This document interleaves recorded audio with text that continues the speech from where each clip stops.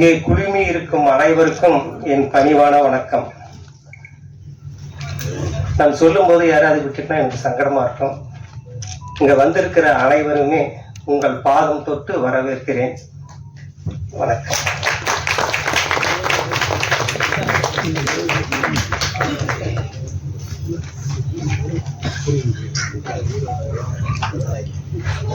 அடுத்தபடியா பிஆர்ஓ சங்க தலைவர் விஜய் முரளி அவர்களை மேடைக்கு அழைத்து இப்பொழுது வரவேற்பு உரையும் இந்த படத்துடைய டீம்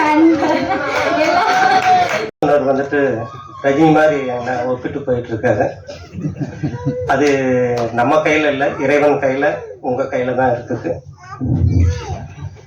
நான் ஒரு எழுத்தாளன், கவிஞன். நான் வந்துட்டு முதல்ல வந்துட்டு இந்த சினிமாவுக்காக அலைஞ்சது கொஞ்சம் நஞ்சம் அல்ல.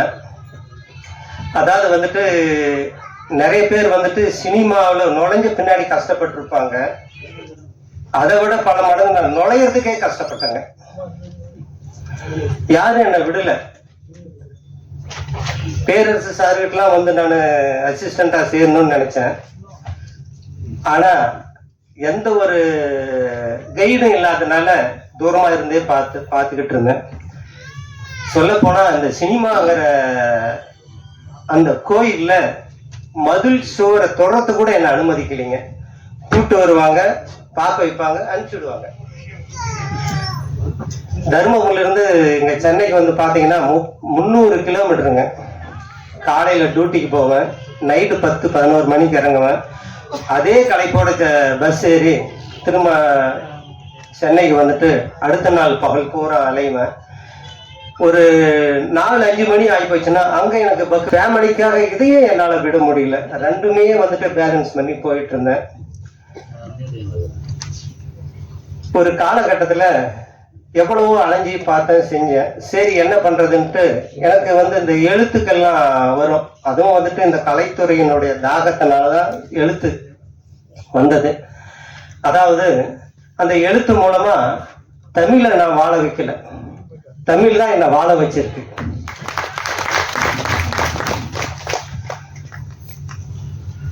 ஒரு காலகட்டத்துல தமிழ்நாடு, கர்நாடகா இங்க இருக்கிற தமிழ் சங்கங்கள்ல இருந்து எனக்கு வந்துட்டு ஒரு கவிதை ஒன்று எழுதி அனுப்புங்க, நாங்க வந்துட்டு வருஷம் வருஷம் கவிதை தொகுப்பு போடுறோம் அப்படின்னு சொல்லி கேட்டாங்க.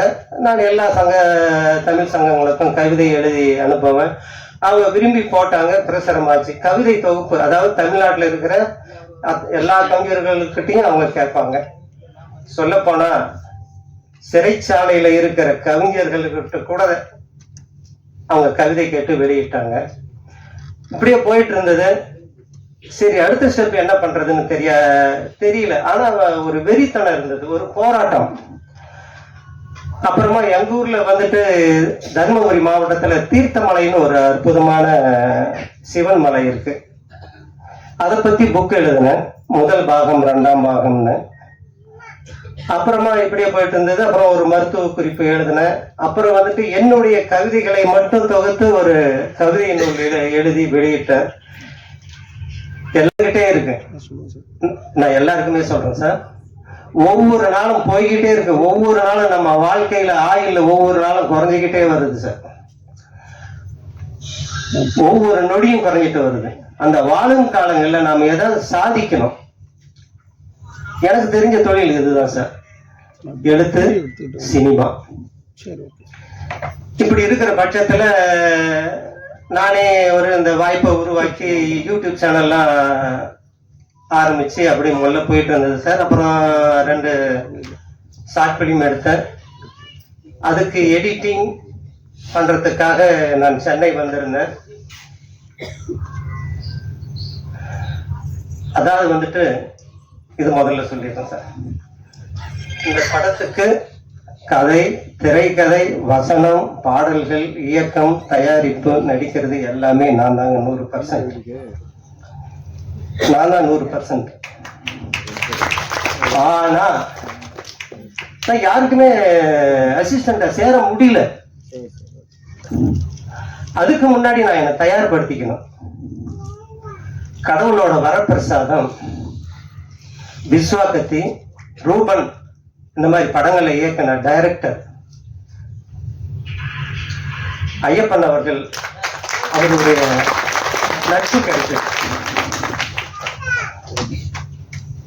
அவர் அந்த ரூபன் படம் பண்ணும்போது அவர் வாழை பிடிச்சிட்டு தெரியும் சார்.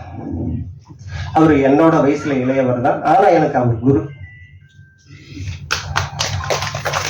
இந்த படத்தை இயக்கிறதுக்காக இத்தனை வேலையை செய்யறதுக்கு நான் என்னை தயார்படுத்திக்கணும்.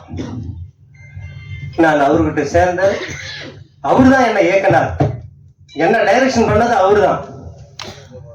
அவர் என்ன டைரக்ஷன் பண்ணதுனாலதான் நான் இந்த படத்தை எல்லா பொறுப்பையும் எடுத்து செஞ்சேன். மொரப்பூர் உதவுக்கரங்க குழு சார்பாகவும் தினத்தனி சார்பாகவும் பொன்னாடை அணிவித்து அவருக்கு வாழ்த்து தெரிவித்தேன்.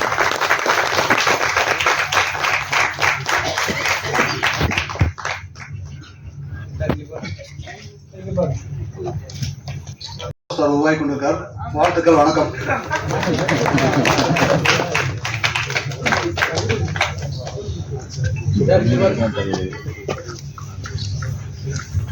குணச்சித்திர கதாபாத்திரத்துல நடிச்சிருக்கக்கூடிய ஜெயந்தி அவர்களை மேடைக்கு அழைக்கிறோம்.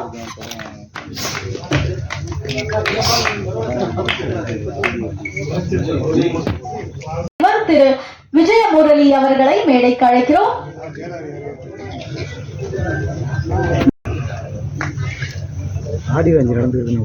அடுத்தபடியா பத்திரிகையாளர் சங்க தீபாவளி போனஸ், தருணம் போன்ற படங்களுக்கு சினிமாகிராஃப் செய்த கௌதம் சேதுராமன் அவர்களை மேடைக்கு அழைக்கிறோம்.